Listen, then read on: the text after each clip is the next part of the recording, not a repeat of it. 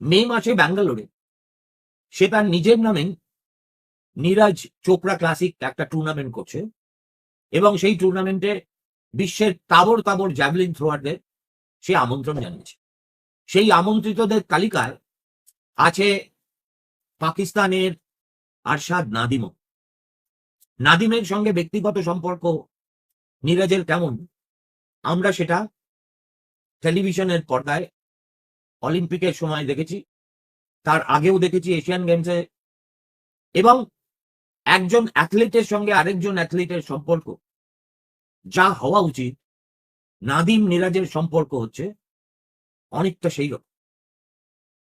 যেমন ধরুন, আমাদের সুনীল গাভাস্কারের সঙ্গে বা কপিল দেবের সঙ্গে পাকিস্তানের ওয়াসিম আকরাম অথবা ওয়াকার ইউনুসের সম্পর্ক। একই খেলায় যারা সতীর্থ, তারা ধর্মের বেড়াজালে বিশ্বাস করে।